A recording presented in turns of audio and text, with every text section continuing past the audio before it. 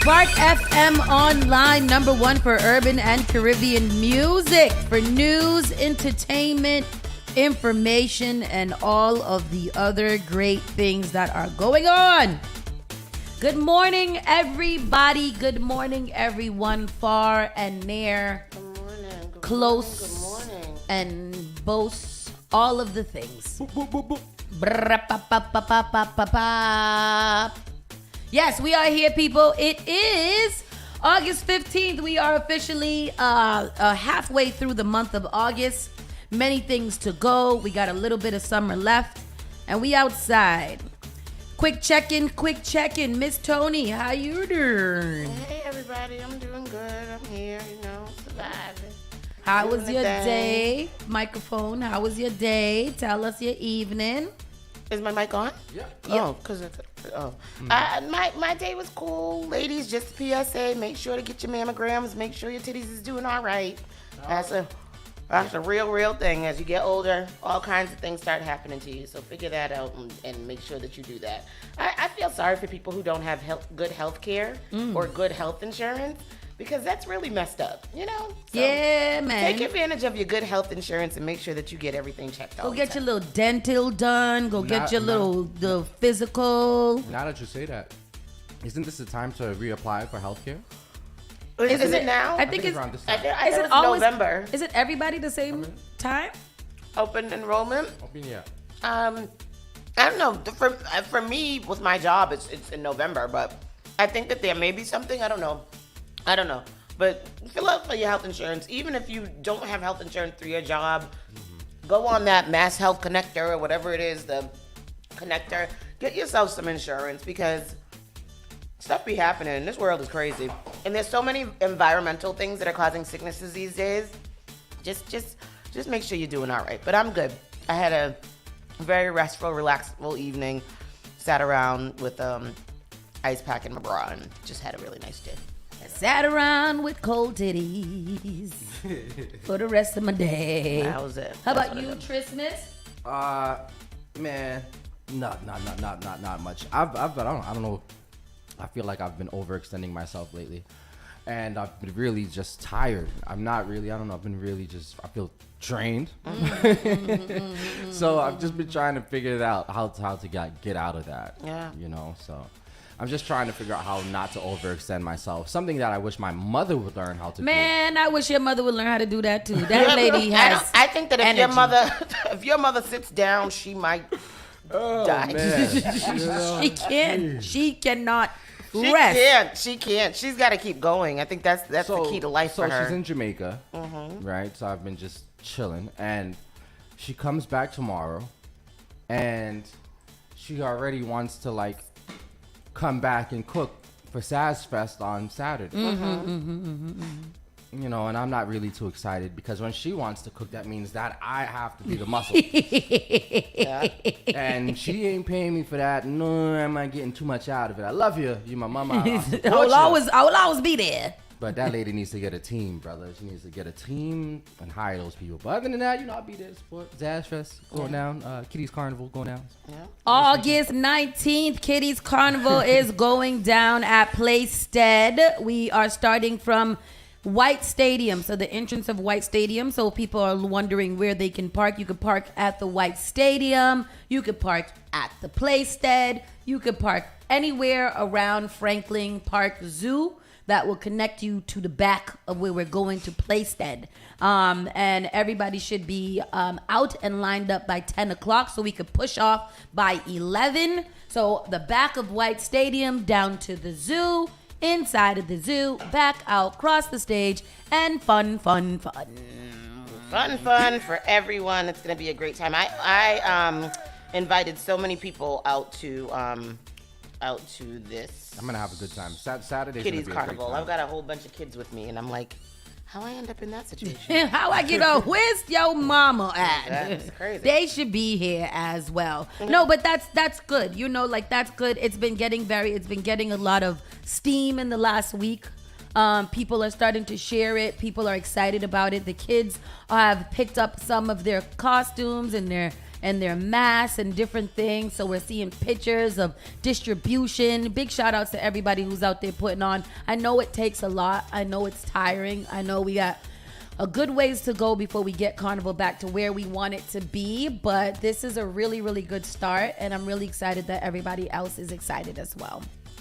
So yes, we're going to have a good time. As for me in my house, I did a lot early in the morning.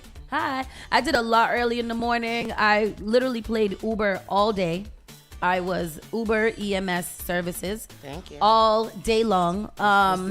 Between Tony had appointments, CK had appointments, this one had things going on. So I spent most of my day just driving to the point and then meetings. So by the time I had 2 seconds for myself, I literally knocked out and I don't even get a chance to nap in the evening. So this one was really dope because I was out cold. So that was a good, refreshing evening. Woke up, ate, and went back to sleep. Ugh, hot. There you go. Got a lot of hair on today. A lot of hair on. But in the interest of time, let's get this party started. Good morning, Chinanu. How are you? Wait, Chinanu, is today your last day? Today is my last day. Well, Wait, I didn't know he had a last day. He do. School is starting back. You know, they got to get ready. They got to figure out their lives. He's moving into an apartment. Yeah. Moving on up. Excuse So me. he is fancy now. Wow. And he's got an apartment. He can't come But back. you're from here? I'm from. You're from here. Oh, okay. Yeah. Yes. No, that's cool. Good for you. Thank you. And you know he ain't gonna be too far away. He gonna stop by all the time. But they always tell us they're gonna stop by and they don't stop by. They only see us in the street and be like, I'm coming. When I was in college, my mother wouldn't let me live on campus. I did live on campus, but I had to come Did you home guys every hear about- Weekend. Did you guys hear about what happened at Howard campus? No, About tell us about it. the locals attacking the 50 students. locals attacking the students Uh-uh. at Howard campus. I think that's in the news, so we'll definitely get into that a little bit later. But let's start the show so we can get to that point because I like that. Spark FM Online, #1 for urban and Caribbean music, starts right now. You're listening to Saucy and Friends in the morning with Miss Hot Sauce, Miss Tony, and Rockstone Triz. The all-new Spark FM. Log on to sparkfmonline.com. Call Spark FM at 617-272-3387. Yerp. Let's get into the around the way news. Today again is August 16th. We are halfway through the month. Let's see what the weather is saying. Today is going to be a high of 77 degrees. Right now it's only currently 69. Chance of light rain in the next hour or so.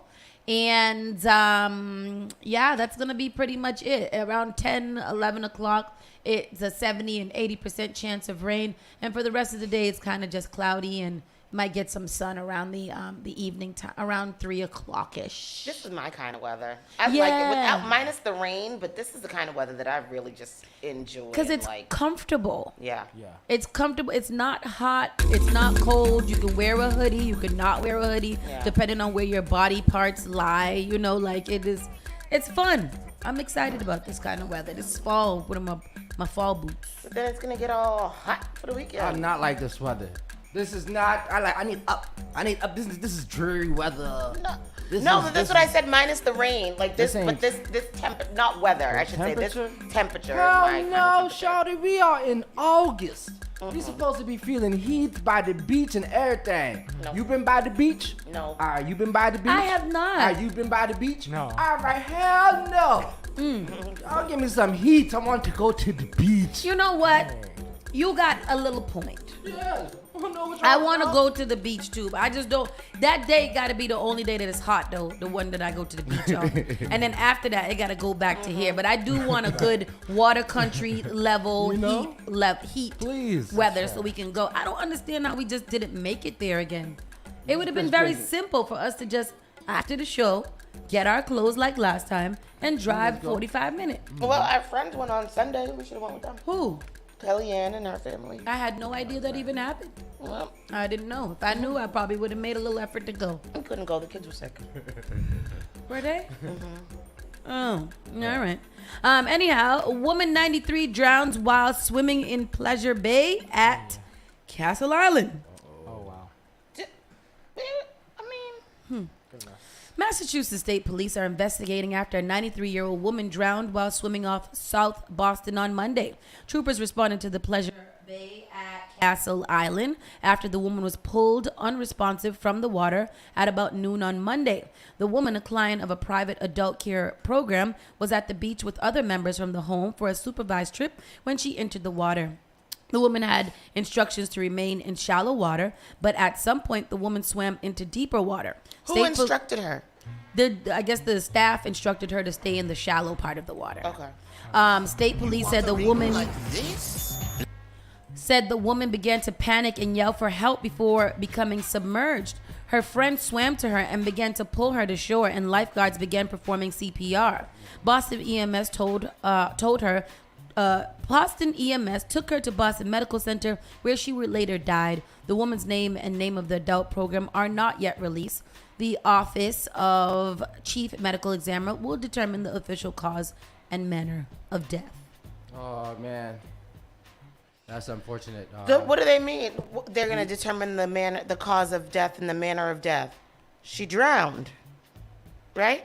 Yes. Yeah. Well, you know, maybe not. It could be like a heart attack or a stroke she had, or something, while drowning. For help. What do you call it? Two friends Catch swam out, began to a cramp or something like that. along with lifeguards. Those lifeguards began CPR, but sadly they could not save that 93-year-old woman. Have you guys? Oh, she's 93. I'm not blaming anybody, but she's 93, so she's not very quick. Nobody saw her floating out to the deep part of the water. Right. That's crazy. And why she didn't listen? And I'm not complaining. Well, you know, And 93-year-olds. Who was with her? You know, 93-year-olds are like children. You could tell them a lot, but they won't do it necessarily. But again, she went there on a group trip with her adult daycare people. Yeah. Why didn't anybody notice that this little lady was too far out into the water? I don't. I'm not. Why are we bringing senior citizens to the beach? At least, you know, she was doing something that she loved, you know, I guess. Why are we That's bringing what they be the saying, senior right? citizens to the beach? They like beach too, Tristan. They Can love they to get go in to the beach. water? Y'all Them gonna let senior them in the citizens water? be in that beach all the time. Every time you go out there to Castle Island, go to Sully's, they be all kind But I of mean, Water in is the good water? therapy. in their yeah. in their wheelchairs out there hanging out. I thought they said not to go in the water. I don't think Castle Island was one of the beaches that was one of the waters that was we didn't even go over there to Carson Beach. We usually go over there a Exactly. couple of times a year. And eat a little dinner or something like didn't that. do Have a nothing. little parking lot pimping or nothing. Nothing happened. We didn't do nothing. Nothing. Yeah, the comment section is hilarious. That was my first thought, Tris. They shouldn't have been there. Senior citizens could go to the senior citizens could go to the beach. I don't know what y'all are even saying. Go to a spray deck or a wading pool. These folks don't need to be. If they can, open water. Yeah. they can go, but somebody has to watch them. Like, you give me instructions to stay by the shallow. Yes. Now you start to see me creeping off into the deep part. Call me back in. Yeah. Hello, June. She needed June, come on. a chaperone. Come back in, June. Come back in. And then how far out was she to start screaming for people to notice that she was screaming but not make it to her on time to save her life? I don't know. That's a terrible way to die. I don't want to die by drowning. Is awful. Drowning is awful. Yeah. That's so sad. Mass family mystified by ice that crashed through their roof. What is it, a glacier? What does mystified mean? They are. It's a mystery. Mystified. Oh no! Shake it fast. Yeah. A Massachusetts family is trying to figure out if a large chunk of ice that came crashing through their roof was a result of an atmospheric phenomenon, or if there's another explanation. Jeff and Amelia of Shirley said their sons had just gone to bed at 10 p.m. Sunday, and when they finally sat down, something shocking happened. We heard the biggest crash I've ever heard in my life. It sounded like an explosion. You could hear things hitting the roof. Thinking their house was struck by lightning, Rainville raced outside the front yard while the other one ran out to the backyard. What they found, however, did not make sense to them. A giant chunk of ice on the lawn and on the roof. I want to see it. Oh, they saved it. I ran and up. Amelia. Let's see. Go ahead. About 10 pounds of 10 ice. pounds. This was the biggest one that we found. This was on the step. and then all these fragments. Pieces everywhere. The couple's sons had just gone to bed around 10 Sunday night, but when they finally sat down, We heard the biggest crash that I've ever heard in my life. Sounded like an explosion. Yeah. And there was you could hear things hitting the roof. thinking the house was struck by lightning, Amelia raced outside while Jeff ran out back. But what he found didn't make sense. I ran out the back door and saw ice everywhere. Giant chunks of ice on the lawn and the roof. It's the Grabbing a aliens. flashlight and taking a closer look, We have a hole in our roof. Jeff made his way up to the attic, Get in there. took a look around, and saw the giant hole with the ice on the ground. Oh my God! This is wild. Where does a giant block of ice come from? While it's unclear where the ice came from, Jeff and Amelia have an idea. Our Alien. initial thought was it had to have been something falling from an airplane. The weather was clear, not a cloud in the sky, and the couple's home is right below a flight path. Now, That's what they're it left was. trying to figure out the icy mystery. It's not from our neighbor playing a prank, that's for sure. In Shirley, Emily Maha, WCVB News No, Center it's definitely 5. from an airplane. Remember a few years back, they found that boy's body on 128? And they were like, we don't know where this body came from. And then after investigation, they determined that he was a stowaway on a plane. What's that? Ain't that was in 911? No, it was real. He was a stowaway on a plane and had gotten frozen up in wherever he was stowed away. And when the plane dropped its landing gear, he fell out and landed right. That was literally the last episode that I just watched. I'm not saying that's not true, but I know that a lot of these shows are made after Yeah, real life see, events. Jennifer Gaskins, Yeah, and Milton, yeah. Yep. That's crazy. So that's where it came from. It came from a plane. That's crazy. Wow. Yeah. Those things are awful. Ugh. Oh well. I mean, that story was off, but this story. I mean, and then why was that news? That was in 2019. When the boy fell out. Yeah. Mm-hmm. Another case. No, in but I'm talking about 2012. these people with the ice in their yard. Like, Yeah, I know. You know, it came from the whatchamacallit? From the where they store the food and the drink and stuff, maybe. Refrigerator. Yeah. But those are big. yeah. Huh. It just drops off. The landing gear be up there and frozen when it dropped down, and shit drop off. Oh, that was in South London. What? That story, because now I'm researching it, because I like, how do you get your what makes you crawl in there and then just sit there the whole they're time? trying When to you come start to- getting cold, you don't be like, oh, F this S. Remember we Yeah. talked You about. start getting cold. You're like, oh, this is it. Remember we spoke about the opposite of that, which are the people that stow away themselves on the ships, on the anchors. Like slaves. On the anchor. Yeah, I remember it was on a ship. Remember the two people that was trying to come into the country and they found them on the anchor or something like that. Oh shoot. I feel, let me look that one up too. Yeah, In the people meantime. trying to escape poverty and trying to escape. But see, I don't know if I want to escape that much. Like poverty versus what if you were in deathery. somewhere like Haiti right now, where the gangs are taking over and just. But I don't causing know. ruckus? I don't know if my brain would be like, damn, I don't want to die this way, but I'm gonna stow myself all away in the bottom of a plane. They're not thinking of dying. They're thinking of Living. surviving outside of where they are. Massachusetts health officials warn of data breach affecting more than 134,000 people. It don't never be me that I could get a little class action lawsuit going on. Massachusetts health officials are warning residents of a global security incident affecting the personal information of more than 134,000 people. UMass Chan Medical School on Monday began notifying more than 134,000 individuals currently or previously enrolled in certain state programs that their personal information was involved in a recent third-party data security incident. This incident was part of a worldwide data security incident involving a file transfer software program called Move It, which has impacted state and federal government agencies, financial service firms, pension funds, and many other types of companies and not-for-profit organizations. So what the hell? What is out there? What? Yeah, like what's kind of any individual who receives a notice is encouraged to take steps to protect their information. Trying to figure out. Well, it says on the little thing, dates Oh, of birth, yep. mailing addresses, protected health information, social security numbers, financial account Oh, information. no, not my social and my date of birth, because that's easy for people to get a credit card in my good name.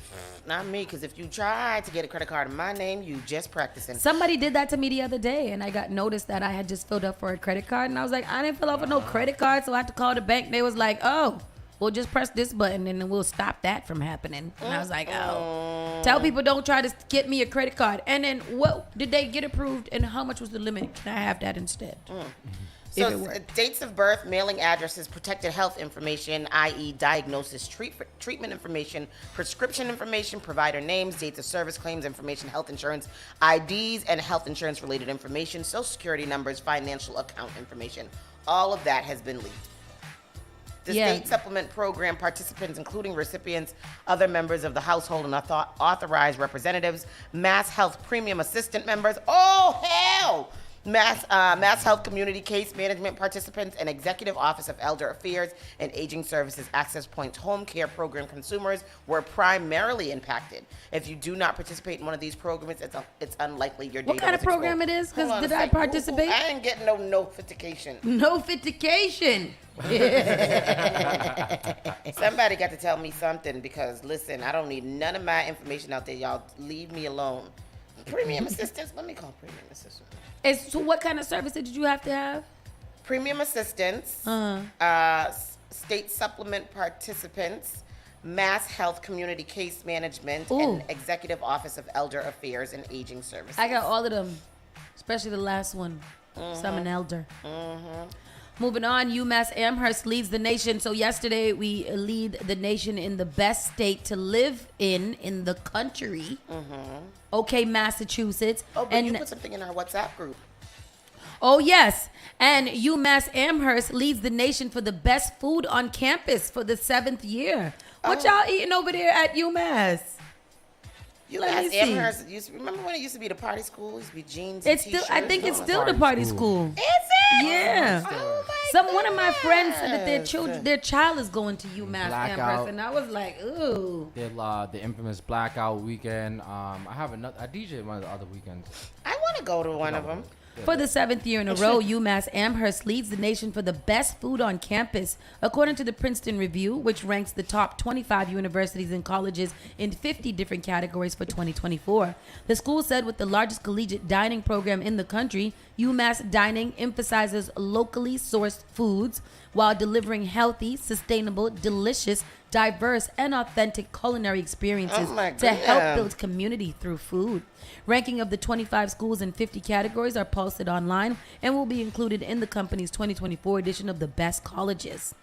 I'm extremely proud of our dedicated, talented, and hardworking team whose commitment to excellence has been instrumental in our continued success. What they be serving over there? So, the best campus food list. Here's the top 10 for best campus. UMass Amherst, number 1. Cornell University, Bowdoin College, Pitzer College, Washington University, Vanderbilt, University of Dayton, Virginia Tech, Kansas State, St. Olaf College. Never heard of most of those. Do you eat on campus, Shinano? Yes. And how's the food at BU?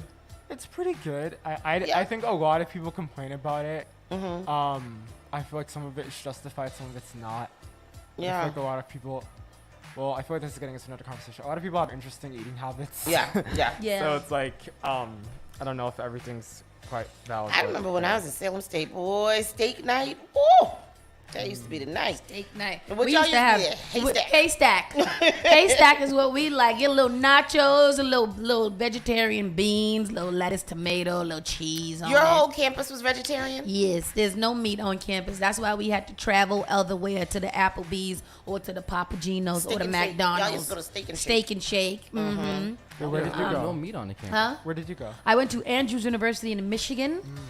It's a small Seventh-day Adventist college, 20 minutes from Notre Dame. Notre Dame. And I never even partied at Notre Dame. Why? I don't know. We went there once and ended up hanging out on campus with some boys. Because y'all did enough partying on your own in the good 7-day Adventist campus. We had to bring culture to the collegiate. That's what we had to do. Oh, wow. It was one of the most diverse colleges because the Seventh-day Adventists and everybody from all over the world mostly has to pass through there for the theology school when they want to be a pastor. And I dated a lot of pastors. Didn't work out. I'm of the world. That's why they became pastors. I'm for the streets. They had a story to tell after they dated you. They had a testimony after they did it. They cannot be with somebody of the world, of the streets.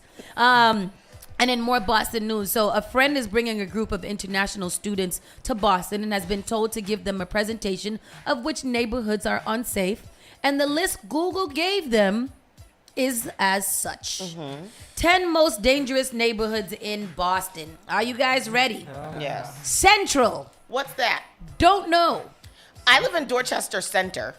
Oh. So. But Central, would Central be Central, Central Square, perhaps? No, that's Cambridge. But there's other things in here that are not. It's Massachusetts. No, it's Boston, but it just says Central. What is Central? Central? So that's probably Dorchester Center. Roxbury, number 2. The South End at number 3. No. North Dorchester. 4 and 5 is North Dorchester and South Dorchester. I want to take a quick pause for the cause. Where the hell is North and South Dorchester? That's cool. what is North? What district is North Dorchester? Boston. Where is Boston Central? I've never. Wow. Yeah. Wow. And number 6 is Mattapan. So North Dorchester is a portion north of Quincy, East, and Freeport Streets. The North Dorchester includes the portion north of Quincy, East, and Freeport Streets. The main business district in this part of Dorchester is Upham's Corner and the intersection of Dudley Street and Columbia Road. South Dorchester is bordered by to the east by Dorchester Bay and to the south by the Neponset River. I don't know where the hell that. Tell me it is in language that I can understand. I don't know what I just read it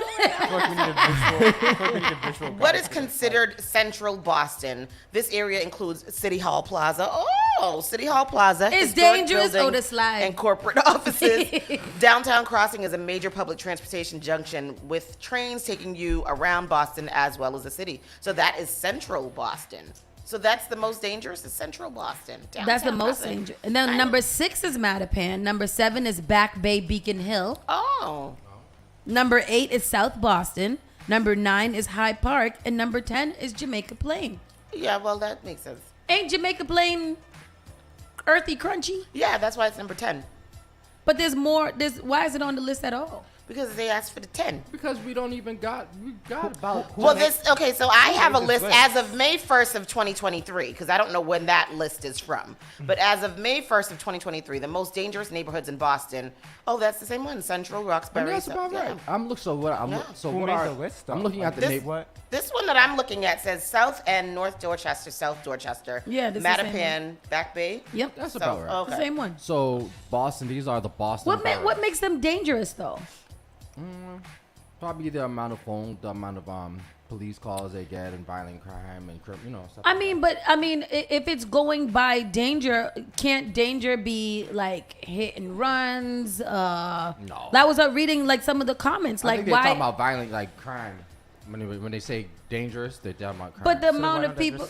Crime. Yeah, don't they say crime? Like dangerous can mean many other things. Like if I cross the street in South in Beacon Hill, like why is Beacon Hill Back Bay on there? So Beacon Hill, let me see what it says because they actually have little write-ups about it. Beacon Hill, Back Bay, Beacon Hill. Back Bay is a historic waterfront neighborhood known for its rows of Victorian brownstone houses. While crime may not be the largest concern for residents, Back Bay still has a crime rate of 141 that is 141% higher than the Massachusetts state average. However, most of this is property crimes, such as car break-ins, vehicle theft, and other petty crimes. Back Bay is a relatively affluent community with a median income of $61,578 and a median home price of $352,000. See, that's what I'm saying. If it's dangerousness, then you have to factor in all of the dangers, not just violence. Central, the most dangerous neighborhood in Boston is Central, and although this area is in the heart of the city and has a population of around 33,000 residents, it is considered the worst part of Boston. Central's violent crime rate. Where's Central again? It doesn't say. When I Googled Central, it said downtown by City Hall, so I don't know. Central's violent crime rate is exorbitantly high, being 321% higher than the national average. Despite its high crime rate, Central has multiple tourist attractions, including museums, arenas, and plenty of historical sites. Being located in Boston proper, Central benefits from being a convenient location. Then what is Boston proper? Go ahead. Soma. Words yeah. What was you saying, Tristan? So the boroughs that they have listed in Boston are Allston, Brighton, Back Bay, Bay Village, Beacon Hill, Charlestown, Chinatown, Dorchester, Central Boston, East Boston, Kenmore, Fenway, Hyde Park, Jamaica Plain, Mattapan, Middle Dorchester, Mission Hill, North End, Rosedale, Roxbury, South Boston. Where is South Middle Dorchester? I don't know. Dorchester Center. This is the thing. So that's what I'm saying. There's mad of these little boroughs that we have here, and these 10, like Back Bay. Oh, Back Bay got thefts and auto and things like that. I mean, Okay, so Middle Dorchester is another Dorchester sub-neighborhood. There are 4 main parts of this area. Upmost Corner, Bolden, Geneva, Four Corners, and Codman. Yeah, this. I feel like Bowdoin and Geneva is the same thing as Four Corners. It is. So why they separate them like that? Because because they're right there.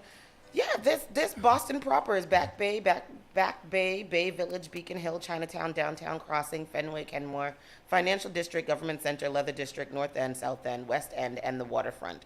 And that is the most dangerous neighborhood. Yo, that's crazy. That is crazy. Most dangerous neighborhood, right? That's what it is. I think Yeah, that's neighborhood in Boston. I don't know. Damn, the Dorchester one. It says Dorchester.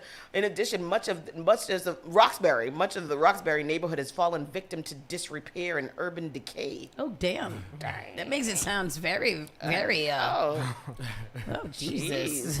Boston Mayor Wu announces plan to Boston Delivers program to have electric bikes delivered cargo in Alston. Why don't you have electric bikes deliver on them blue bike racks so people don't gotta pedal when y'all want them to ride bikes? How about that? You know what I'm saying? A new pilot program set to launch. What? Because I don't want to pedal. If I'm gonna be forced to ride a bike, I think that I should be forced to ride an electric bike. I don't want to have to pedal. I gotta go to work. I don't want to be sweaty. You just want to sit on it. I just and stare it. Yes. Wow. Yes. I wanna sit on it. That's all. A new pilot program set to launch next month will aim to trade out local delivery vehicles for electric cargo bikes in Austin, with the goal of supporting local businesses, reducing pollution, easing congestion, and improving street safety. Dubbed Boston Delivers, the program is rolling out after expansion of car-based delivery services in recent years. There's so many parts of the traffic that we are actually caused by delivery cars that are double parked or just circulating on the road. Wu and the Boston Transportation Department announced Boston Delivers on Tuesday. Among comments, Wu said in a statement, here is the clip. They're hoping that it will combat traffic concerns, pollution concerns, and support small businesses. There are so many parts of traffic that are actually caused by delivery cars that are double parked or just circulating on the roads.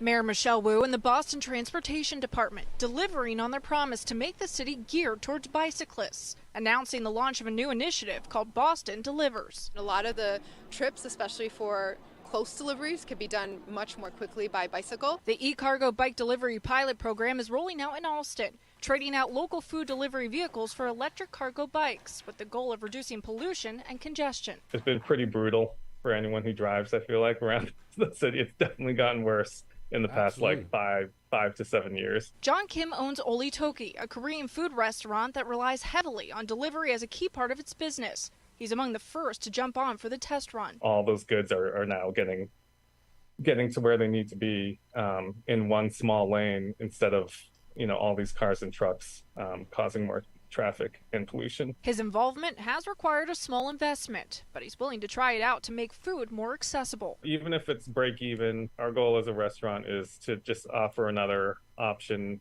for our community. Biking is John Tan's preferred mode of transportation in Alston. He says it's faster, which could prove to be a perk of the program. Especially in an area like Boston where it's very congested most of the time. Others aren't so convinced. Personally, I would rather my stuff be delivered in a car. Some seeing the potential for roadblocks the program could face. I don't know how the bike riders would fare. We have like a designated bike lane, but anytime anyone needs to run into something, they just park in it. Now the program is set to launch mid-September. That's good. But I mean, it's about to be winter though. That's what my literal only thought was. Okay, I get it for right now. But in the wintertime, you want people to jump on a motorized bike and wade through the snow to go deliver food? This is the same thing I say about the things that they're doing inside, but the car lanes. You guys see that they put American Legion half that back in a regular. Yep, right there in front of what is now Brothers Supermarket. It used to be Baby Nat's. They put the yellow things? Nope, they've opened it so it's 2 lanes again. Oh, good. Yep. But then even further up, didn't they block one of the things that you could turn around to? They put all those yellow poles, like a little bit up, like in front of You can't make a U-turn there. like where you get the tires at? Goodyear. Right there, they put. There was somewhere else too that we were going down the street. Mass Ave. What is it? Oh yeah, Mass Ave. Yeah. How you used to go in to get to the Stop and Shop right there on Mass Ave after you pass 1010. Yeah. They blocked that whole thing, so you can't even turn into the Stop and Shop part. Yeah. You got to go around, and which is stupid. It is really stupid. It's I really stupid. hate it. And they've created a whole bike highway on Mass Ave too. Oh, you see all of that bike thing. Yeah. And they put up a whole bunch of new the poles. little sidewalk with the little yeah. That's terrible. For mass and cast people with the blue bikes, I guess. Yeah. They did that. Like I said, I feel like these people that came in here and that put all these that did the new bike lanes and that did all these things with the little stick up things that stick in the middle. Mm-hmm. They are from places that don't have what is it? Traffic. Hills, and all that. They're basically flat areas, and in Massachusetts, when we experience all 4 seasons, that stuff doesn't work here. You know what's really stupid about that Mass Ave, and you're right, Triz. What's really stupid about that Mass Ave is the other day when we were driving down there and we saw that, because Mass Ave is now 1 lane. For a lot of Mass Ave, when you turn right there from like Upham's Corner, what we saw was that they've done it to be 1 lane right there in front of South Bay, and then we saw an ambulance coming down, and the ambulance it was like chaos because it's 1 lane with all these poles in the middle, so the cars had to just sit there. The ambulance had to sit behind the cars because what was the ambulance going to do? Come over to the other side where there's only 1 lane too? It's just not thought about at all, and it's just ridiculous, and it's really, really stupid. We also were on Columbus Ave the other day, driving behind a bus that was not in that big ass bus lane that they just created in the middle. And why wasn't it? Because they were doing construction in the bus lane. The bus is outside in the regular lane, causing all. It's stupid, and I hate it. I hate it. It is. I copy those sentiments. Yeah. And last but not least, a troubling trend of violence in Boston's downtown district persists as 3 juveniles arrested Monday night accused of attacking an unsuspected victim near Foot Locker. 2 14-year-old males and a 15-year-old 2 14-year-old males and a 15-year-old male were charged with assault and battery by means of a dangerous weapon, shod foot, and affray. Officers responded to the area of 375 Washington Street around 8:17 p.m. for a report of an assault in progress, found a victim being treated by paramedics for multiple bruises and lacerations. According to the Boston police, the victim was treated at the scene and declined further medical attention. Witnesses allegedly told police the victim was randomly attacked by a group of juveniles. After gathering descriptions of the teenage suspects, authorities say that they spotted one of them riding nearby on a blue bike. Yep. Officers attempted to stop the teen, who allegedly dismounted the bike and pushed it at the officers. After a brief foot pursuit, the teen was placed into custody, while other officers arrested 2 more juveniles allegedly involved in the attack. All 3 teens will be arraigned in Boston Juvenile Court. No further information was immediately available. Where is the actual policing that needs to be done? The thing here is this. When they arrest these kids, and I think a lot of these kids are doing this foolishness because they feel like they won't have any repercussions because they're juveniles. No, there needs to be a mandatory 30 days that you need to serve in jail for being a friggin' derelict and a delinquent. Yeah. It has to be a mandatory something that you serve, because this is freaking ridiculous. I think these what kids. onto what you're saying is that if I know that there's no real consequence for my action, then why would I stop doing it? Exactly. Clearly, you're just gonna send me to court. I don't care anyways because I'll go to court because now I'm a thug and my friends are going to know and I can Snapchat it. Right. And then they're going to let me off because I'm a minor. So I'm going to go home and be on probation in my house for 2 days and they're going to tell me I can't go downtown or ride a blue bike. And then I'm going to go downtown and ride a blue bike because y'all ain't watching me. Didi said they went into Chick-fil-A yesterday, tore it up and left. What? Yeah. Which Chick-fil-A? Downtown? But what is it like? What is it like? I know that there's a lot of kids out here without parents and guidance and stuff like that. But you don't have no type of this is wrong, this is right. I'm gonna go into Chick-fil-A while they're minding their business. I'm gonna tear it up and then I'm gonna leave. And what was my intention? What was my goal? Exactly. What did I set out to do? They need to do what they had did in the Braintree Mall a while ago when they banned groups of children from being in there together. They did that in Cambridge too. They did it in Cambridge. Well, they need to do that. No, there's more than 3 of y'all together. No, or more than 2 of y'all together. As a matter of fact, no. You got to be accompanied by a parent. Yep.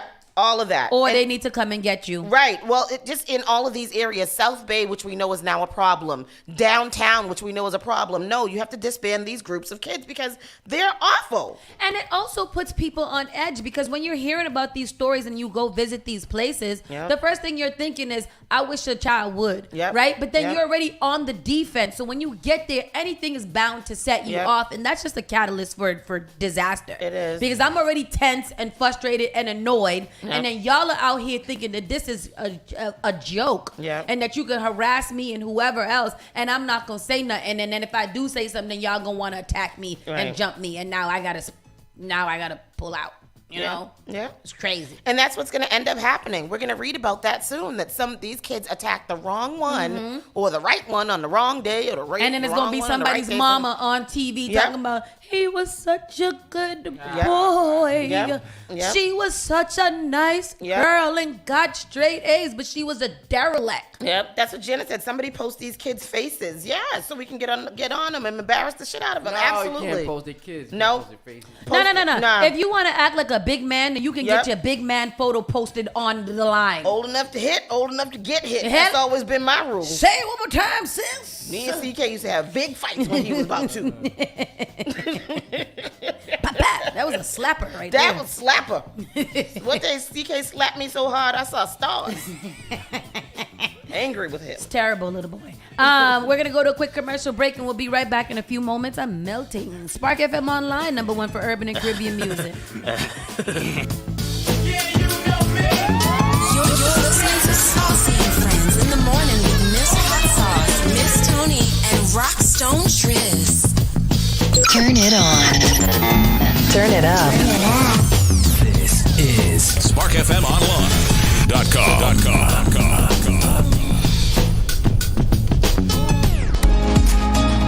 Did you know that you can now get a standard Massachusetts driver's license regardless of your immigration status? To get help with your application, a list of all required documents, and nearby appointment scheduling, visit mass.gov/WFMA. Your license is your way forward, so why not get started today? Register now at mass.gov/WFMA or call 857-368-WFMA.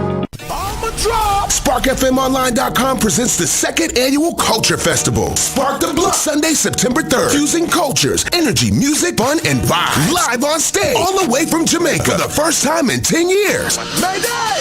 Yep. To go again. Elephant Man, the energy god, with hits like Nalinga, Ding Dong, Nalinga, Pon the River, Gully Creeper, and Log On.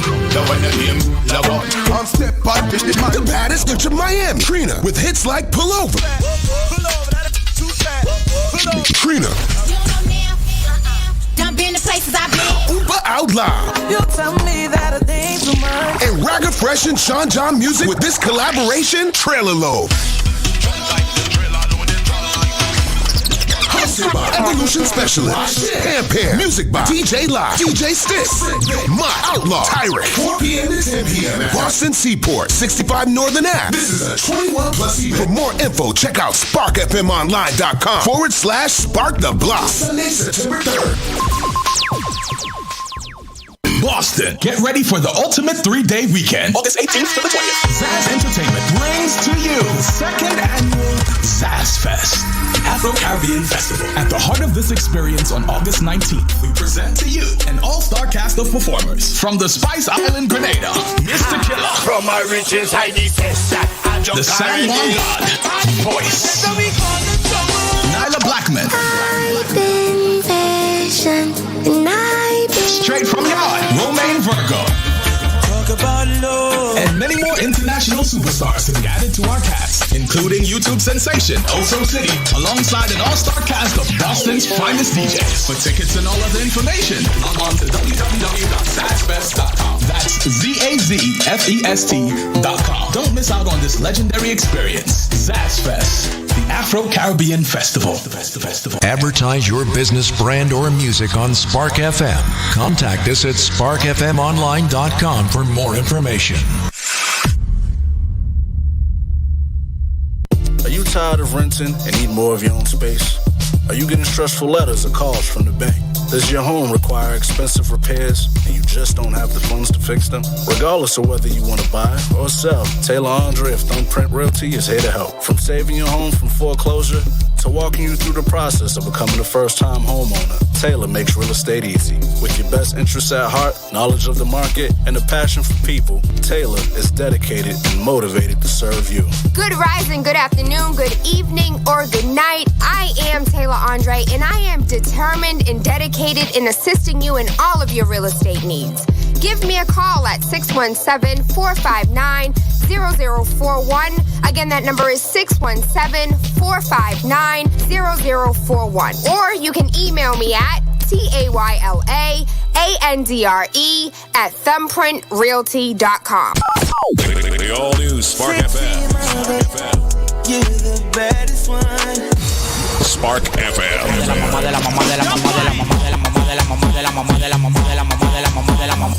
You are now listening to Spark FM.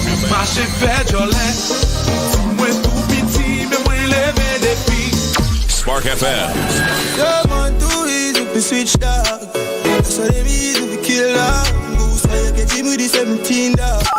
Spark FM. You kindly, Miss Jolie, know your mango sweet, so Jolie, know your New England's #1 urban Caribbean music. Radio. Spark FM.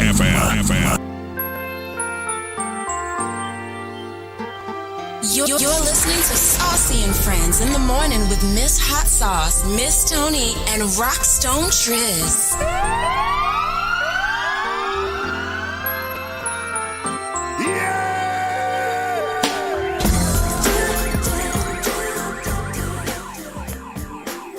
Take me anywhere you want, baby. Now I'm so desperate. Won't you please? Change the station. 'Cause I wanna share forever with you, baby. Let me tell you something. The other day, I broke out my Mariah Carey. What was that? What was that album where she had the little golden cover? Christmas. No, it Butterfly. wasn't Christmas. Loverboy.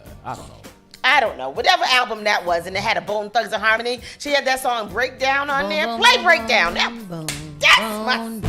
song is my song. Breakdown by Mariah Carey, Bone Thugs and Harmony. Man, that CD was good. I wore that one out. I was listening to Mariah. I love Mariah Carey.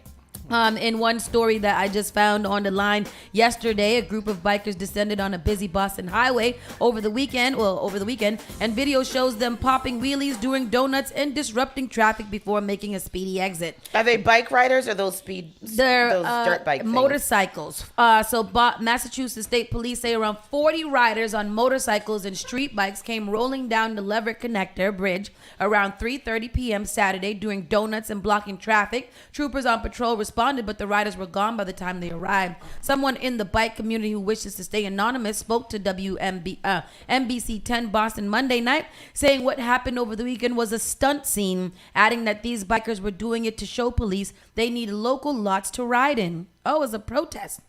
The man. So it wasn't motorcycles, and it had to be those dirt bikes and things. Right. The man who claims he was there this weekend but didn't participate said that with both a fun said this was both a fun activity for the group and also one used to get back at police. Basically, they're just saying that all of the lots that they ride are getting shut down by cops and they have nowhere to ride, and that all cops just think that they just want dirt trails. No one wants that. They want stunt lots, pavement, he said. Cops won't let us ride the stunt lot, so we just take it to the streets. Drivers in Boston say this is becoming all too common. Many days they cut in front of you, they stop. It's just ridiculous. And we were talking about this a week ago, right? This is good because at first everybody thought, and even in our meeting that we had with the bikers and different people, everybody thought that these bikers just want a trail to be able to trail. They say, nah, we want pavement and we want to do donuts and we want to pop a wheelie and we want to swerve and we want to do the things. How come there's no open space period here for anybody to do any kind of activity? Mm-hmm. I think that's the problem. One thing that we don't take into consideration, and I'm really tired of it, that like people really gotta think and just freaking think. Small ass city, we don't have the space here. Period. It seems like we don't have the space. There's no space for this. But then why are there new buildings popping up everywhere all the time? Then these dirt bikes need space. They need 2 miles space, not a lot. They need space. That's why they go to the golf course. They're saying that they just want a lot. They go to the golf course and they go all over there. They're all over there and they want more than that. They want more than the golf course. Okay, and you got to think about it, like, and then the golf course isn't even for them. And you got to think about it, like we have family events there. The golf course is not the space to have dirt bikes and all that stuff, and they're out there reckless with it. What is it that they want? They want something like a skate park, but it's a bike park, is what they want. They're gonna have to get out of it. They're gonna have to get out of Boston. This is what this person said. They said they have nowhere to ride, and all the cops just think that they want is dirt bike trails, dirt trails. No one wants that. They want stunt lots, pavement. That's what they're saying. Go to New Hampshire. Where are they already? Because he's saying that they won't let them be in the stunt lot. So are they already there? There's no stunt lots here. There's no stunt. The only place that they go here is on by the golf course. They're gonna go by Talbot Ave. Those are really the only places they're gonna go, and they're gonna be on the street. I don't know. Pastor Troy said we want a 1/4 track and stunt lots. Pastor Troy, who the hell is we? I ain't never seen you riding no bike. I don't know if there needs to be. It seems like they have places where they would like to be already that doesn't need to be made up. That they just want permission to be able to ride there. That's what I'm getting from this. It could be wrong. You could know all of the answers. I don't know, but from what I'm reading here, it seems like there are places that they could be that the cops won't let them be because they said cops won't let us ride the stunt lots, so we just take it to the street. So there are existing stunt lots that they're not available to ride in. They're not saying we need to create more. It's just saying we need to be able to ride in said stunt lots. That's what I got from it. Could be wrong. Exactly. I need to not be riding down Blue Hill Ave when I'm trying to watch my good TV program all loud. I was watching Ugly Betty last night. So you go on. There's a thing. Where can I ride dirt bikes in Massachusetts? They got to go out of town. There's nowhere in Boston. He said they don't want dirt bike trails and dirt trails. They got to go out of town. They don't want to go out of town. They want to stay here. I understand. Y'all aren't hearing me. I hear you. I'm just saying.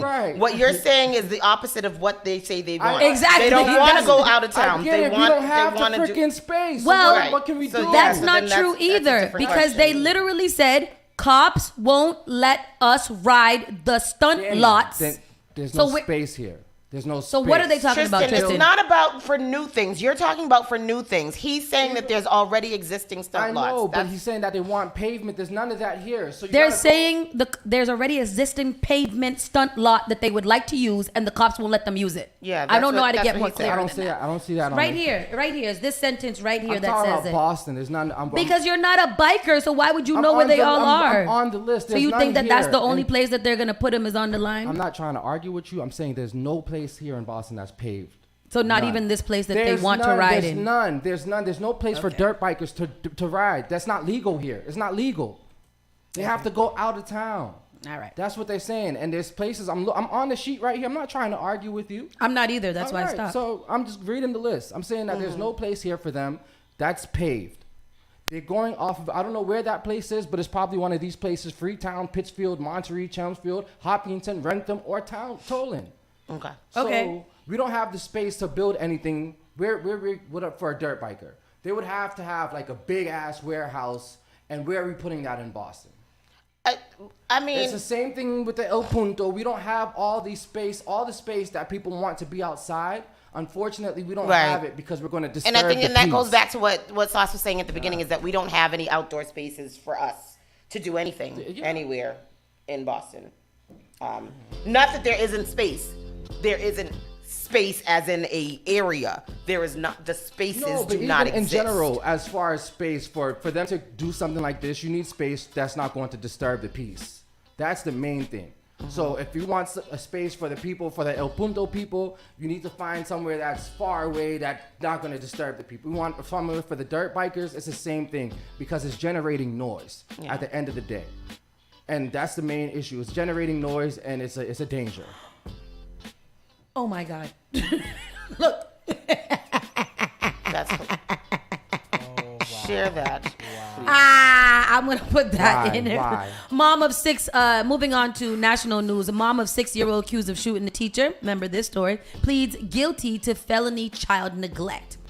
And the mother of the 6-year-old boy accused of shooting his first grade teacher during class in Newport News, Virginia in January has pleaded guilty to a felony charge in connection with the shooting. Deja Taylor, who's indicted in April for felony child neglect and a misdemeanor charge of endangering a child by reckless storage of a firearm. She pleaded guilty to the felony child neglect charge in court on Tuesday. The charge of endangering a child by reckless storage of a firearm was dropped. Her sentence has been scheduled for October 27th. Taylor's attorney, James Eanston, told reporters he believes no jail time would be appropriate given mitigating factors the defense plans to present at sentencing. I don't know. Your child, your little demonic child. First grader who shot his teacher faces jail time after pleading guilty to a felony. Deja Taylor could spend up to 6 months behind bars as part of a plea deal on child neglect charges. Prosecutors say Taylor's son climbed onto a dresser and took her gun from her purse. Her attorney says the 25-year-old is still upset about the shooting. She's only 20. She feels very responsible, feels very bad, and I think that's part of just the general irritability, anxiety, depression, and everything else. Teacher Abby Werner is suing the Newport News School District for $40 million. Her attorney claims school staff warned administrators that Taylor's son had a gun. They did, yeah. We know that's true. That is, I mean, you know. And I just feel like that's not even the biggest problem. I feel like the biggest problem is even if he got the gun, he shouldn't have been out of school without you. So I'm not sure what's happening here. Right, because she was you were supposed to be with him at the school. Not only that, why did he climb up on your dresser and get the gun? If you had this gun, why wasn't it stored properly so that your child did not feel like he could just so easily And knowing access that it? your child has a little problematic issues, I think that people get a little delulu when it comes to their children. If your child got a little problem, your child got a little problem. Yeah, that's just all weird. Did you see the did you ever watch Ginny in Georgia? I started that, but I didn't capture my soul. Oh, okay. So you're not gonna know the thing. But anyhow, there was a little boy who ended up with a gun and that, and it was just like that shouldn't have happened the way that it did. But. There's a comment here that Janice said. Janice says, if we can charge parents with child neglect, why aren't we pressing charges on those parents of these blue bike kids? Exactly. Bet you that would fix some of their kids. Mama and daddy gonna fight you before they go to jail over your beat. Hell yeah. Yeah. Hell yeah. I'm not going to jail because you don't know how to behave. I agree, Janet. I'm not doing Very it. good. Can't do it. Very good suggestion. Joe Biden sending $700 to Maui fire victims and sparks a backlash. Well, I mean, we already know that. What is $700? Is that a typo? Maybe 700,000. Wait, hold on. Oh, hold on. Joe Biden sending $700 to Maui. Is this real?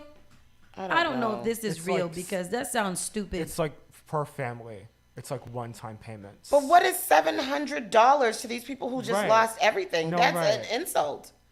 So do Maui not, Hawaii don't got no money to help send to people? Hawaii is United States. But I mean, they don't got no Hawaii fund. can't send money to itself. It's a disaster area right now. President Joe Biden is facing renewed criticism for his response to the devastating wildfires on Hawaiian island of Maui after offering victims $700 per household in emergency aid. Political opponents and commentators described the sum as insulting and compared it with the more than $113 billion worth of aid the U.S. sent to Ukraine as it defends itself against an ongoing Russian invasion. That's exactly. On Monday, the government announced it was spending $200 million in defensive capabilities. Biden has previously faced backlash over what some saw as a dismissive response to the death toll of Maui, brushing off questions about the disaster while spending the weekend at his Delaware beach house. All right, Trump Biden. I don't understand why people call me on the radio. After the first fatalities were announced on Wednesday, Biden expressed his deepest condolences to the family of those who had died in a statement. He added that he was grateful to the brave firefighters and first responders who continue to run towards danger, putting themselves in harm's way to save lives. Shanana, did you say $700 per family? Yes. I think so. Yeah. So that means that my family of 6 gets $700 when we have been displaced. I didn't understand the story. So now it does sound stupid. That's ridiculous. Especially in comparison to the Ukraine fighting off Russia in their own battle. And we're sitting there. How much billions of dollars have we sent? Maybe like $5 billion at this point, I guess. What and did then they just say in the article you read? he just said he's sending another $113 billion. Oh no, it's $113 billion worth of aid that they have sent. $113 billion compared to $200 million in and he's sending another $200 million in defensive capabilities. And then we get and then the Maui people get $700 per the family. Per family. Wow. That can't be true. Is that true? That's not true. It looks like it's true, sis. I think it's true. Oh, that's awful. I'm going to take a great deal of time to recover from this, but we have the support from every level of government, especially given President Biden's approval of our disaster declaration request today. So far, 96 people have lost their lives and more than 1,000 remain unaccounted for. Yeah. That's terrible. $700. I can't believe that. I can't. We're laser focused on getting aid to survivors, including critical needs assistance, a one-time $700 payment per household offering relief during an unimaginably difficult time, he wrote in a post on X, formerly of Twitter. How much was our stimulus payments when we were getting? Weren't they like $1,200? Exactly. So how are you sending these people? And it was $1,200 for the adult, and then you got an extra $600 if you had a child, right? Yep. So how are you sending these people $700 per family? Because it should have been $700 per person. I mean, that's too little. Even that's too little, but it would have made that would have sounded a little bit more better than $700 per family. We've seen this over and over, you guys. I don't know why we're talking about it. Why don't people take care of their home? Why we ain't got another stimulus? We've seen the same thing happen. We've seen the country do the same thing with Puerto Rico. We've seen them do the same thing to New Orleans, to Louisiana. Boy, Puerto Rico got all of them kitchen towels. Yep, all the toilet paper. What you mean? I know, right? How about we didn't have no toilet paper in America? Because they took it all to Puerto Rico. It's really sad. Donald Trump was out there throwing it at the people. We see this happen all the time, is that when we have trouble here at home, we don't get the help. And when there's stuff happening in other countries, the country's sending billions of dollars. They're sending aid. They're sending whatever, the army over there. They're sending everything and everything. But when happens here on home, on our turf, And you know what is also, I had this conversation with some local politicians here. And when I asked them what they have done for the people here, they were like, we got all this money for the migrants coming in here. And I don't think that it's a problem to get money for the migrants, but I do think that it's a problem when you're not taking care of home first and your home is literally suffering and there's nothing you can do about it. Yeah. Because everybody thinks that this is a game. Yeah, so I mean that's crazy. Go ahead. And this is also one of the reasons why people don't like politics. You know, this is one of the reasons why a lot of people it discourages people from getting involved in being anything. You know what I mean? Like, and when we need people to vote and get involved, this is one of the reasons why they don't, because they take the government as a joke. Yeah, because it is I mean, if you're acting like a joke, why would we not take you for a joke? That's crazy. Take me for idiot. Ooh, that's ridiculous. Take me for food. Keep going, girl. Trump asked for a hold on January 6th lawsuit due to federal charges. Isn't that nice? He can just ask. Are they going to give him one? I don't know. Former President Trump is asking for a hold on lawsuit related to the January 6, 2021 attack on the Capitol due to his federal charges. The partner of Brian Sicknick, a Capitol police officer who died after responding to the January 6 insurrection, sued the former president and 2 rioters charged with assaulting Sicknick earlier this day. Sandra Garza charged that Trump and the 2 rioters, Julian Cater and George Tanos, are directly and vicariously liable for Sicknick's death. Now, Trump's lawyers are asking the court to hold off on Garza's lawsuit because it overlaps substantially with the federal indictment brought against him earlier this month related to his alleged efforts to overturn the 2020 election. He was charged in 4 counts in the federal case, which alleges that Trump was a director of a conspiracy to defraud the U.S. and also engaged in a campaign to block the certification of votes on January 6th. Forcing President Trump to defend this case while simultaneously defending a criminal prosecution based on related conduct would undoubtedly compromise either his right to defend himself in this case, his criminal defense, or both, his lawyers wrote in a court filing on Monday.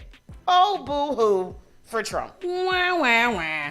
That is foolishness. Y'all better respect y'all president, okay? Like I told y'all, man, the more this brother speaks about this, the closer that date is going to move up. Yeah. I hope so. I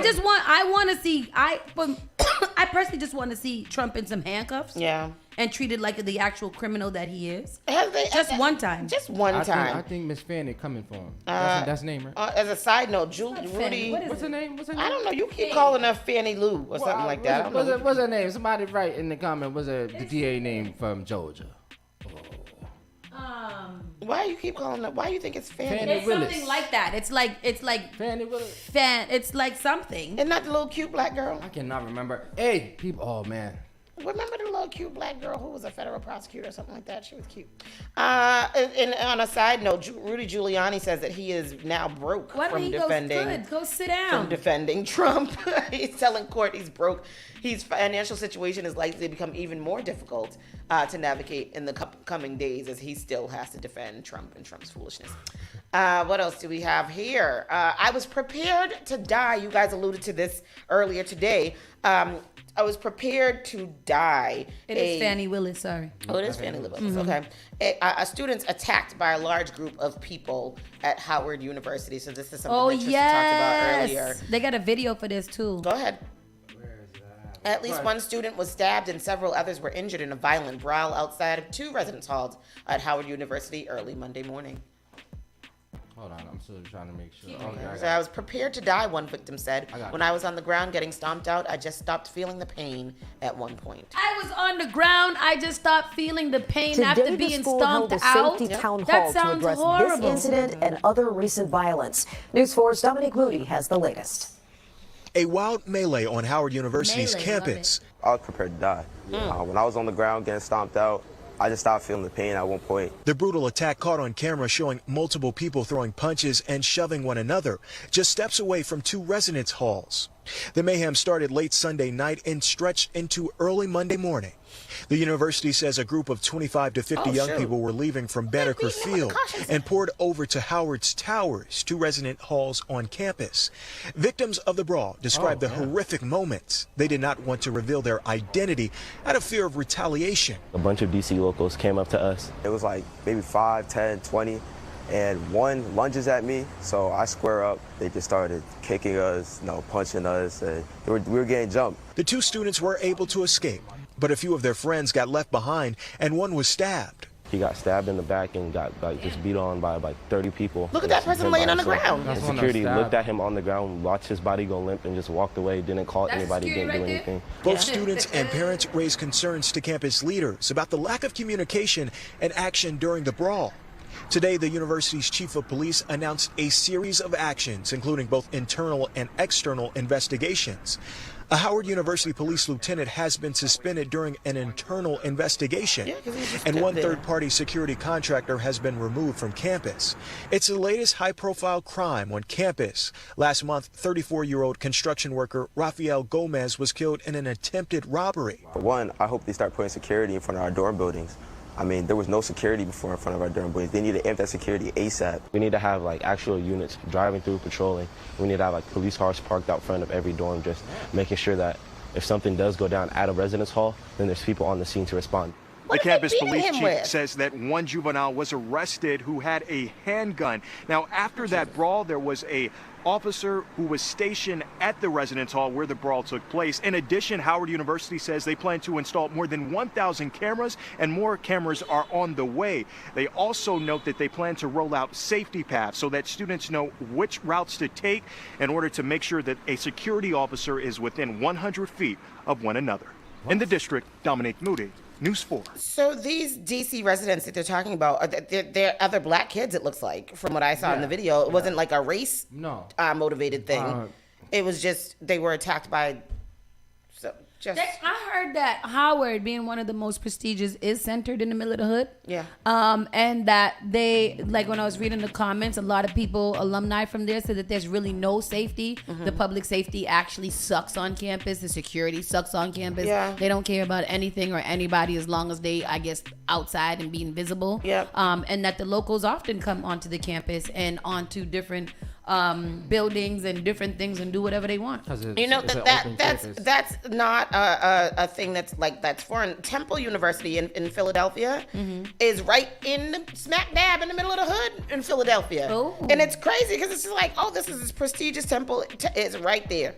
I wonder why don't they? I thought that maybe I don't know why I thought this, but I thought that colleges were supposed to have some type of enclave or some I don't know. That's a lie because I'm from here. What is it? And they're never I feel like I've seen gates. Yeah. I mean, Harvard has a gate, but MIT doesn't. If they have their own campus. But then and then think about it. The dorms are not always located on the campus either. Like Northeastern, you know, those they're just. Where you gonna live at? They can put a building. Well, I'm in an apartment. Before I was in a dorm. Okay. Right? But our BU's campus is spread out. Mm-hmm. Right, yeah. on one long street. So yeah. It's it's not like you're. It's you're not like a campus. Right. It's like part of the city. Yeah. So it's you know, anyone could really just. I think that's how most of the colleges here in Boston are. They're just, you know, they put up the dorms or whatever, residence halls, wherever they find a space. I think that we had one entrance and one exit, but it was on a farm, so you can enclose it. And then there was security that was checking you in when you came in. Yep. Is that what it is? Yeah. Oh, yeah. That's what it's supposed to be. It makes sense, especially nowadays with all of the, you know, unfortunately, all of the mass casualties. Yeah. I just feel like there should be some more protection for these students than what they have, or at least security guards that give a damn. I thought exactly. Most of them, ain't college police. Campus police. They got campus police, but do it work? If they do their job, it works. But if they don't do their job, then these kind of things happen. I'm like I said, man. With these young people, one of the main things that scare me more and more is the power that they have with social media, and the power that they have to easily take over, and there will not be police to back it up. So these young people can easily assemble in 20 minutes, half hour, thousands of people. Yeah. What are they gonna do with whatever, you know what I mean, when that happens in real time and plays out? That's one of the scariest things that happened for me, and I think about it in schools, I think about it in cities, I think about it in all kinds of situations. Yeah, it's very crazy. Interesting. Very, very interesting. This sad story here: life may be forever changed. A black man allegedly paralyzed from the waist down by Texas cops after a woman reported him for urinating in an alleyway. So again, we just talked about this yesterday, the two men that was tortured by those 6 cops, and now another situation like that. Well, I haven't read the story, so I don't know. Well, this woman reported him for peeing in an alleyway, and the cops came and did something to him, and now he's paralyzed from the waist down. A white woman? Probably the family of a 21-year-old whose spine was crushed during a police How the encounter hell you with crush authorities. somebody's spine when you just come in and tell them not That's to what they pee? did to that other one, Freddie Ricks? Mm-hmm. In Duncanville, Texas, is demanding justice. On the morning of August 11th, a woman called officers after spotting Keandre Green urinating in an alleyway. Green had been jogging that Monday morning and reportedly had stopped in an alleyway to relieve himself. Officers say when they approached Green, he fled. Duncanville police claim the officers on the scene did a computer search for Green before pursuing him and discovered that Green had a warrant for his arrest for a domestic violence charge. Green fled immediately on foot, according to police, with officers chasing him. Once authorities captured and pinned down Green, he reportedly continued to resist arrest, despite warnings from police that things could turn physical. According to police department press release, an officer delivered 2 straight punches to Mr. Green's face, a tactic to end a potentially violent encounter. When they finally cuffed him, Green began complaining of back pain, promoting one of the officers to call for an ambulance. Green was hospitalized at Charlton Methodist Hospital, where he and his loved ones hoped for a full recovery. However, authorities say Green has been charged with attempted evasion and the initial crime he's suspected of having committed. Boy, I tell you, they will arrest you when you're not supposed to be arrested at that one time. Boy. They will get you. Yeah, he's a young man whose quality of life may be forever changed because of an encounter with professionals who were appointed to protect and serve, said Deanna Austin, Green's cousin. During the press conference, Green's attorney, Justin A. Moore, demanded to see the body camera footage of the incident. He told reporters on the scene that Green is paralyzed but can potentially avoid a life of being paralyzed from the waist down through surgery. According to the family, despite the claims that Green has been charged, he is not under any guard of police officers, nor is he handcuffed to the bed, which is standard operating procedure for patients under arrest while hospitalized. Duncanville police have said they may release body cam footage at a later date. It is our hope that police will put training and provisions in place so that things like this don't continue to happen. So the fact that they haven't released the body cam footage yet means something fishy. Means that something fishy has happened, because this occurred on August 11th. Where we are? Oh, no, that was 5 days ago. Oh, I don't know. With chair wielding man? Yeah. Oh, okay. So yes, our chair wielding man, our hero in Alabama, chair wielding man in Alabama brawl has been arrested, and he has received nearly $300,000 in donations. Free that man. Expunge his record. Although he did get Judith extra bop on her head that she didn't need. He didn't have to do that. But that's the only part that he should need. Right. That's the only part. This man coming off the boat, he definitely deserved it. Everybody else. Did you see the other view from somebody who was on the boat that was taking it while he was batting that man in the head repeatedly? There was someone on the boat that I saw a view from, and it was like, yes, get him. So last Friday, Lee Merritt, a civil rights attorney and Ray's lawyer, so the man's name is Reggie Ray, opened a GoFundMe page to raise $300 to offset the cost of certain damages incurred by my clients and others involved in responding to the chaos at the riverfront, according to the donation description. The rest of the description detailed the damages as medical bills, lost wages and earnings, professional services, travel, lodging, and expenses. Since the GoFundMe page went up, 9,800 people have donated over $275,000. As they should. Several people who donated also left uplifting messages for Ray's cause. I don't condone violence, but as far as this country is concerned, Black people have been mistreated for years, mentally, physically, spiritually, and psychologically. It's time we stand up and fight back towards the injustices of this world. One person wrote. Another said, cheers to you, brother. Keep swinging till they see stars. Keep swinging till they Just see keep stars. swinging. Yep. Reggie Ray surrendered to authorities on Friday and is being held in Montgomery's municipal jail. Ray was charged with disorderly conduct after he was involved in the brawl, swinging a chair and connecting with multiple people. He connected with multiple people. There are now 5 people who have been charged in the ongoing investigation into the brawl at a riverfront in Alabama that happened earlier this month, where a Black deckhand was attacked by a group of white men. The deckhand allegedly told them to move their illegally parked pontoon. We all know the story. The brawl broke out, and from there, and as several people came back to the dock, workers' defense enticing what appeared to be a racially motivated brawl featuring dozens of individuals. Set him free. Put him on the money team. I mean, yeah, he clearly with just that? needs something to do that will employ his energies and his talent and skill. Oh. One of the workers on the riverboat claimed the group of white men called him the N-word and threatened to use a gun. I think According so. to legal documents, a woman named Crystal Warren, who was working on the riverboat, said one of the white men who attacked the black worker yelled, "F that N-word," before coming down the dock to fight him. Yeah. She also claimed her son was involved in the incident where he was punched in the chest and suffered bruised ribs while trying to break up the fight.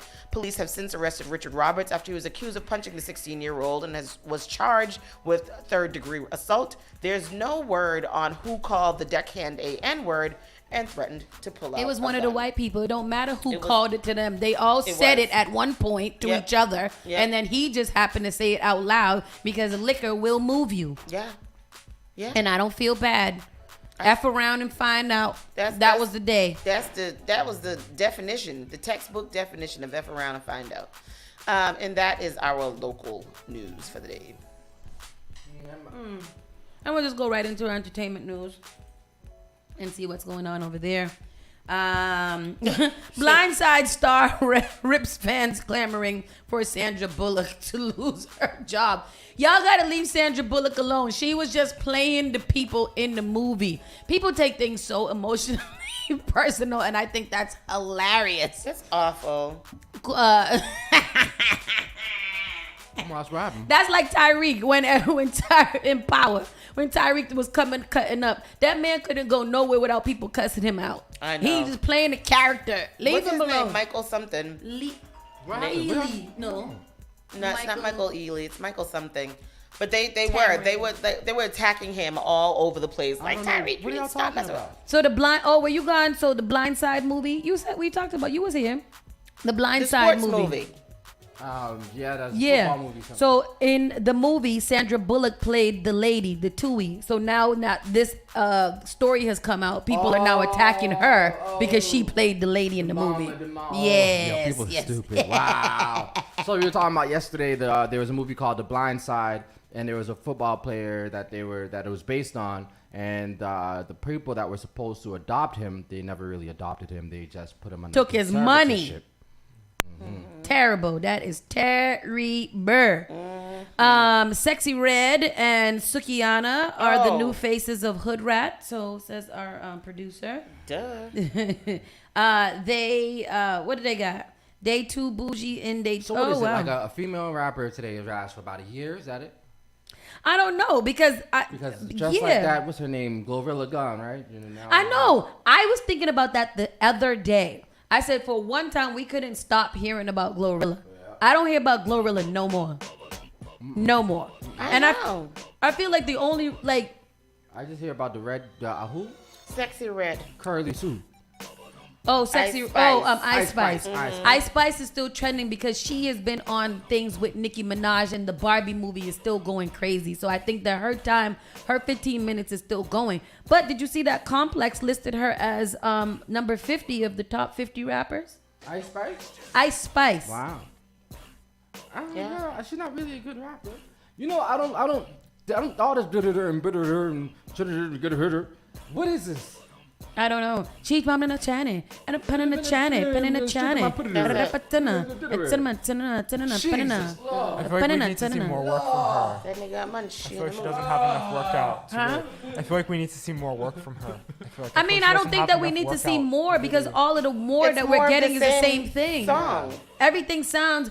She in Her Mood, Munch, Barbie, Diana, and I only know those because this world has blown them up. But I don't see what the problem is. It's all I the don't same know. song. But then in this, Sukiana and Red, what's her name? Sexy Red. They are now. They have a song called Hood Rat, where they are two hood rats. Let's see it. No, it's just talking right now. Okay, hold on. I'm gonna play it on the thing. We're gonna play it for you guys, so you guys know what kind of music that we are influenced by at this point in our time. And then I feel so guilty because I'm gonna put it on. And it feels like I'm putting a porn because it's a little X logo. Oh, because of Twitter. This is Hood Rats. World This is premiere. Sexy Red. This motherfucker kind of high. I ain't never seen no shit like this. Katie, I would like to introduce you to one of our new citizens in the neighborhood. Hello. What's up? Well, you look well dressed for the occasion. And I am. That's a Perhaps woman? you'll join us later. Ciao. Ciao. This is sexy red. Why she look like a How long tramp? you think you finna be, bitch? Cause I ain't, it's some bougie ass hoes in here. I ain't got time for Maybe they're doing it like baps. It's lit. They got all you can eat shrimp. The tricks is out, baby. Oh my. I'm sorry, these women look like Keep on me I don't alone. want. Absolutely. I think maybe they're doing it like baps. Oh, They are doing it like bass, but they also are like this in real life. It's time for us to show these niggas with that hood rat. Hey. That was me censoring. So, I watched a video on YouTube yesterday, and it said, "Why are female rappers adopting or adapt? Or why are female rappers? Why have female rappers adapted horror culture?" What's horror culture? I mean, before it used to be the men talking about the women. Now the women are talking like men. They have fully embraced being and doing. I mean, is it Scandalous changed? things, Has it promiscuous changed things. from before? Absolutely. No, because I don't think it has. Salt and Like Pepper Lil was very Kim, sexy. Foxy Brown, all of them. Like, what was the difference? I'm just asking. Salt and Pepper. So what was the difference is you let's probably talk had about two. sex and push it and all of that. You had two, maybe 1-2 at a time. Now it's like all of them are doing the same thing. Now it's not like there's any different. Back then there were difference. You had one. Each female rapper was different. You had a Missy, you had a DeBrat, you had a Kim, you had Remy Ma. You know what I mean? Now it's like each girl's doing the same thing, talking about the same thing. So is that what we want? Is that it? I don't know. I don't know. Because I'm thinking about the younger generations, right? Sure. I'm thinking about the messages that we put out in the music, and for men, we knew what it was. So now, if you're a woman and you're a young lady listening to these female rappers and they're telling you what it is, you know. Yeah, Chemo said sex sells, and I think that's been the goal ever since, is that sex has always sold, and I think that we still have. Tyrone, you hit it right there. They brainwashing us. That's what it is. They're trying to tell y'all what to do, and I feel like even now, even compared to back then, the more sexual rappers were always kind of more at the forefront, whereas like the other ones was kind of played backhand. And I think it's the same one. There's a lot of rappers out there that still have really great positive messages. They're just not commercialized, I guess. Yeah. So I don't know. I feel like the same. I think that the same thing. Also, when they say that we're taking back our power and stuff like that, bullshit. before the males used to be singing about all of this stuff, and now the women are doing it and making money off of what the males used to make. Let me break it down for y'all. I told y'all, I'm gonna tell y'all this. All right. I started out as hip hop. Everything was fun. It was for the community. It's something that the people that didn't have, now it was something that we had, right? Now we're rapping, we're spitting game to you, we're trying to give you knowledge, we're trying to put you on, we're trying to whatever. The gangster rap, all right, we're dumbing that down a little bit. Now we're gonna get into the streets, and we're gonna get into the robbing, the stealing, the whatever, the selling, right? Went from that, went to trap. Now we're gonna trap. We're gonna trap. All right, we're gonna get y'all in. The music is gonna get darker. The beats are gonna sound darker. We're gonna talk about doing drugs instead of selling the drugs. This is record labels doing this on purpose. Okay. Are female rappers talking about drugs? Now it's drill music. We're gonna drill everything that we was in the past. All that we're gonna put all that and just drill it into you. Now we want you all to expose all your dirt. Is that what we want drill you guys to. I mean, the Gangsta. worst, absolute worst you can think of is drill music. They are doing this to our society on purpose, y'all. These record labels know what they are doing. So what can we possibly do to change it? You don't see these white rappers rapping about this stuff, do you? And these white rappers going and they're winning all these prestigious awards and all this stuff, and they're out of it. You don't see them come back in. Macklemore, whatever the guy's name, came in, took all the Grammys. We ain't hear a song from that man since. Every time they come in, they steal from us, they take from us, they get these awards, but then they have us sounding crazy, making crazy music. But isn't that our fault, though? And feeding our community. Like, that's not. No, that's not. Yeah, is that them or is that? So. Of course, the people them want to make the money. People want to see the people do good, whatever. But people can't be suckered in. So you have to be able to keep some kind of you have to be able to basically you're selling your soul to the devil. That's what it is when you get into music industry nowadays. So either you're content or you're complicit with doing whatever else that's going to make your culture that's going to make your culture die out. We see it going on. All these kids are out here, they're doing whatever, they're gonna catch whatever they catch from having sex, raw, whatever, all this. They're gonna be on drugs because the music is telling them to do that. Oh, but they taking back what? You feel me? So I don't know. Did they ever have anything to give? I don't know. Like I'm not. I feel like I've heard. Absolutely. So I grew up in an era where my rappers were encouraging me. The majority of the rap that I listened to was something that I looked up to. It was like, it made me want to be something. It made me want to do something with my life. Conscious rap. It didn't even have to be conscious. Busta, Missy, those were my idols. Busta Rhymes and Missy, creatives.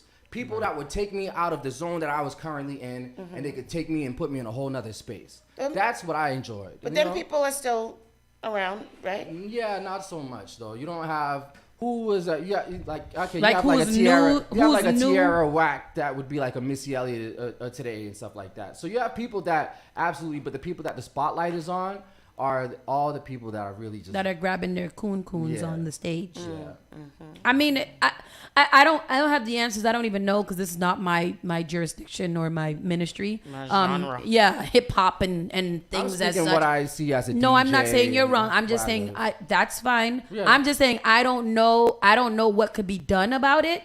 I think that as we evolved into next eras, as we're seeing with the rest of the world, shit's just going to shit. Well, I try to play Yeah. my part. I try to put everybody on game. As a DJ and as friends, if I have young people on, I'm trying to give you hip to what was before. If there's artists around that's still dope, or I try to, the same story I just said right here, I try to put it in everybody's ear, and I try to wake everybody up to the brainwashing. They clone Tyrone, y'all. Listen, that movie was deep. Yep. That movie was way deep. And I ain't it was watched too deep for some of y'all, but y'all had to wake the fuck up. Y'all had to wake up. Because they telling us not only in Clone Tyrone, in a lot of movies recently, it's been real. It's been real, and y'all should pay attention. They telling us. I agree. There's some racism stories in here that sound. Elon Musk and Mark Zuckerberg refused to fight at Coliseum. They want to fight. They want them to fight. One time Elon said something to Mark Zuckerberg. This is billionaire problems that we can never understand. Right. So Elon Musk Zuck refused fight at Coliseum. I guess one time Elon had said something to Zuck online, and Zuck was like, where and when, and he's been baiting Elon for a match inside of a rink for a long time, and Elon keeps on backing up, and now he's saying that Zuckerberg won't fight him at the Coliseum. And you know what? Unless one of them is going to beat each other to almost the end of their situation, I don't think that nobody should care. Seriously, like what are we talking I don't know. about? I feel like Mark might have one up. I mean, Elon is not there. He's not there in the head. So I just think that it's too boring. They're so rich. they're just so rich that this conversation doesn't even matter. You know, like it doesn't matter because they're probably gonna end up charging people $1 billion to watch it, and only the 0.2% that can afford it is going to be there. And I just think that that's crazy. That this is what billionaires are doing. Yeah. Axe and Lil Baby launched a loan forgiveness program. A loan forgiveness program to help refund guys expensive cologne. Oh, that's dope. Like it. Tell me what that means. Say it again. What did you say? So Axe and Lil Baby launched loan forgiveness program to help refund guys expensive cologne. Oh, loan, like cologne, yeah. 150 Cash App payments will help pay off cologne debt and prove the new Axe Fine fragrance collection provides premium scent without premium cost. I don't know what this is. I don't care either. Sorry. Maybe you guys care, but I don't care. They are forgiving cologne debt. The loan forgiveness program is providing guys with a simpler way to smell premium while still being able to stack their hard. So is Axe need the loan? Why they got Lil Baby? No, they're like giving people, they're sending people $150 on Cash App to pay back for what you've spent on expensive cologne. All right. Oh. So that you can start wearing Axe, which is supposed to be smell as good but not cost. Oh, that's dope. That's dope, right? Why It's they cute. got this picture? Don't. Because he's showing that you can smell good with money on top of the cologne. I'm gonna show y'all this picture, listeners. Y'all That's tell what me. it's saying. It's saying that if you What y'all think about this picture, ladies and gentlemen? I think it looks fun. I don't know what I'm looking at. What picture? Him sitting on top of the This is bottles of the cologne? baby. He's Little baby. He's sitting on top of bottles of cologne. Well, what's the white thing there? That's money. That's money. That's That's money. that's Maybe cash. the Axe smell smells like cash. Boy, I tell I you, don't want to be around no man that smell like cash. I want him to have cash, but not smell like it. Cause What don't. does cash smell like? What does cash smell like? Don't it smell green? The Axe Fine Fragrance Collection is available in the traditional body spray can as well as deodorant sticks and shower gel.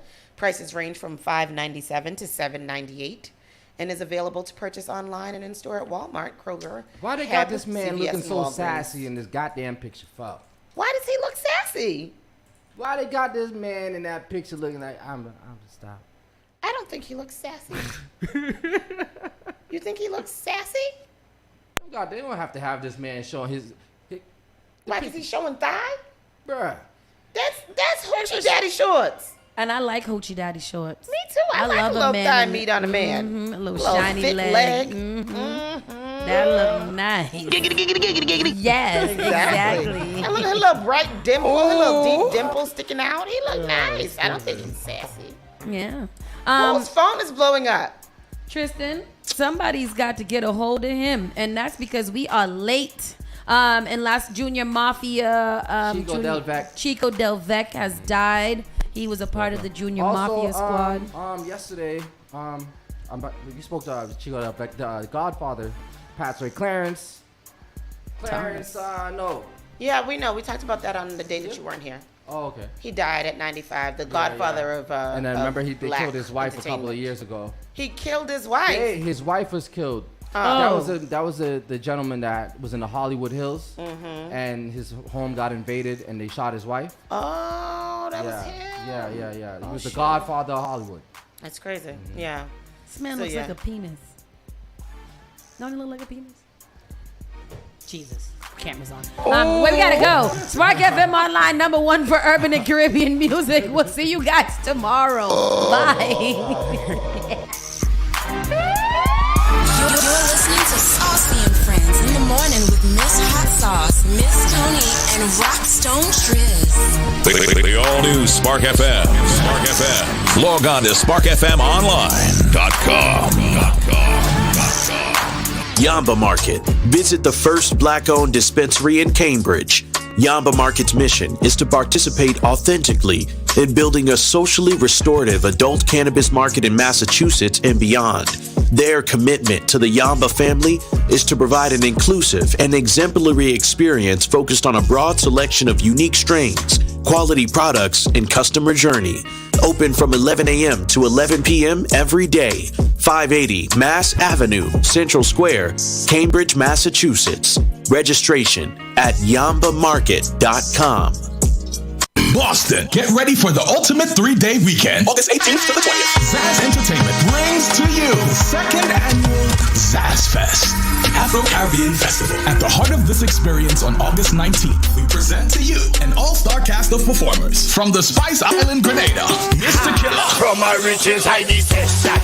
The San Juan God, Voice. Nyla Blackman. Straight from God, Romaine Virgo. Talk about love. And many more international superstars have gathered to our cast, including YouTube sensation Oso City, alongside an all-star cast of Boston's finest DJs. For tickets and all other information, log on to www.zazfest.com. That's ZAZFEST.com. Don't miss out on this legendary experience. Zaz Fest, the Afro-Caribbean Festival. Finally Home is a must-read, step-by-step guide that will equip any first-time home buyer with the knowledge they need to confidently make informed decisions. This book provides answers in simple and clear terms to most, if not all, of the questions you may have about credit, homeownership, and generational wealth. Finally Home equips the reader with the confidence to be engaged with the home buying process without feeling vulnerable or exploited. Taylor Made Real Estate Easy is not just a catchy hashtag. It is real estate agent and radio personality Taylor Andre's goal. A goal to simplify one of the most challenging processes you will go through as an adult. A goal to educate you properly on credit and teach you the strategies to finding the home of your dream. It is not just a good book or an easy read. It is the secret to a seamless home buying experience.